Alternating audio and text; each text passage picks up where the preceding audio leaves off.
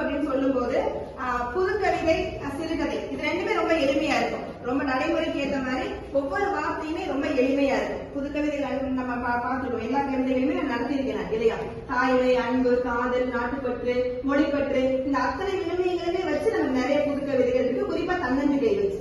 அதே மாதிரிதான் சிறுகதையுமே கல்வியில ஆரம்பிச்சு பாரதி கிருஷ்ணகுமார் வரைக்கும் நிறைய சிறுகதைகள் இருக்கு.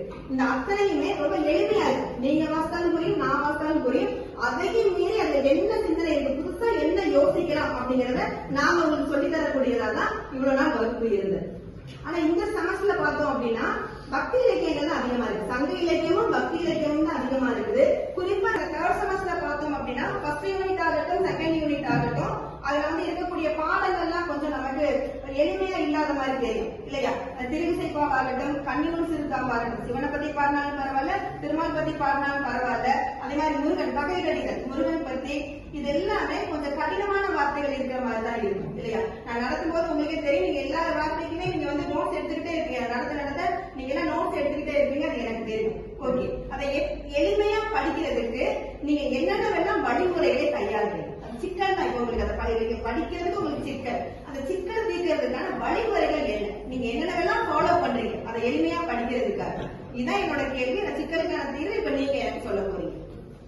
யார் சொல்லுங்க? சூப்பர், கையில மாமா.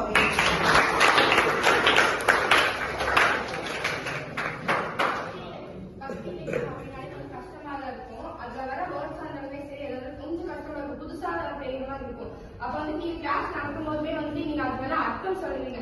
இருந்தாலுமே நிறைய வேர்டு இருக்கும். அதனால என்ன பண்றது தெரியாம நெட்ல போய் பார்ப்பேன். அப்ப நெட்ல பார்க்கும் போது ஒவ்வொரு இதா புதுசா வரும். அதோட அர்த்தம் பார்த்தாலும் நமக்கு நல்லா ஈஸியா புரியுற மாதிரி இருக்கும். நோட்ஸ்லயே நாங்க எழுதிப்போம். நீங்க சொல்ல நாங்க எழுதினாலுமே இன்னொரு பத்தி தெரிஞ்சுக்குமே அப்படிங்கிறத நெட்ல போட்டு நம்ம பார்த்துட்டே இருக்கோம்.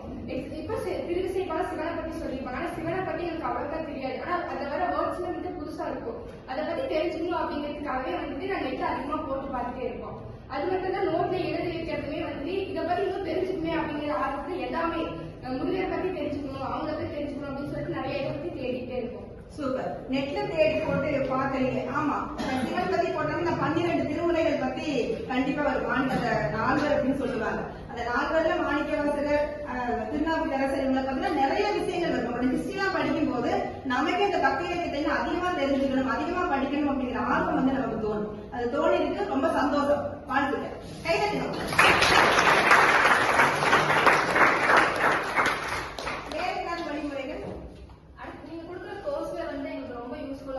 பக்தி இலக்கிய பாடல்கள் வேர்ட்ஸ் எல்லாம் ரொம்ப கஷ்டமா இருக்கும். அது அவங்க எங்களால புரிஞ்சுக்க முடியாது. சோ அதுல நீங்க கொடுக்குற கோர்ஸ்னால எங்களுக்கு ஓகே, நீங்க ரொம்ப ஈஸியான வேலை அதை மாடிஃபை பண்ணி எங்களுக்கு கொடுப்பீங்க. சோ அதை பார்க்கும்போது அதுல இருக்க வேர்ட்ஸோ அது மீனிங் எல்லாம் நாங்க ஈஸியா அண்டர்ஸ்டாண்ட் பண்ணிக்கிற மாதிரி இருக்கும். இன்னொன்னு பார்த்தா நாங்களே குரூப்பா உட்காந்து டிஸ்கஸ் பண்ணி அந்த பக்தி இலக்கிய பாடல்கள் எங்களுக்குள்ளேயே நாங்க கொஸ்டின் பண்ணி ஆன்சர் பண்ணி அதெல்லாம் படிக்கிறதுனால ரொம்ப ஈஸியா அண்டர்ஸ்டாண்ட் பண்ணுவோம். இப்போ உங்களுக்குள்ளே கொஸ்டின் கேட்டுப்பீங்க. இதுக்கு படிச்சு நம்ம ஆளுக்கு ஒரு பேரா படிச்சுட்டு இல்ல கொஸ்டின் கேட்கும் போது இன்னும் ஈஸியா இருக்கும் இல்லையா? புதுசா கேள்வி பார்க்கும்போது நமக்கு புதுசா தோணாது, ஆல்ரெடி தெரிஞ்சது தானே அப்படின்னு சொல்லிட்டு. இன்னொன்னு நீயா நானா அப்படிங்கிற அந்த போட்டி ரொம்ப நல்லா போடும். நான் அதிகமா கேள்வி கேட்டு நீ ஆன்சர் பண்றியா, நீ அதிகமா கேள்வி கேட்டு நான் ஆன்சர் பண்றேன். அந்த முறையை நீங்க பயன்படுத்துறீங்கன்னு நினைக்கிறேன். சூப்பர், நல்ல ஒரு மெத்தட், ரொம்ப ஈஸியா இருக்கு. ஆக்சுவலா ஒரு நல்ல மெத்தட், எல்லாருமே இதை பண்ணிக்கலாம். ஒரு பாடம் படிக்கும் போது எல்லாருமே படிச்சுட்டு அது நான் ஒரு கேள்வி கேட்டேன், எனக்கு அதுக்கு ஆன்சர் பண்றியா அப்படின்னு கேட்டதுக்குரிய ஆன்சர் வாங்கும் போது அந்த ஆன்சரை வாழ்நாள் முழுக்க கேட்டவனும் மறக்க மாட்டான், சொன்னவனும் மறக்க மாட்டான். அது மெத்தட், நல்ல மெத்தட். ஃபாலோ பண்ணுங்க, எல்லாருமே ஃபாலோ பண்ணுங்க. சூப்பர்.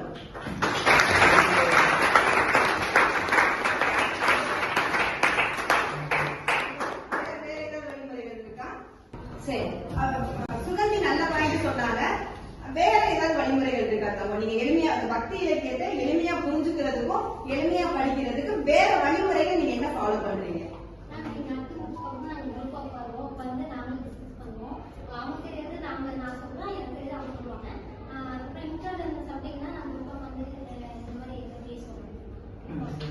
சூப்பர், அருமை.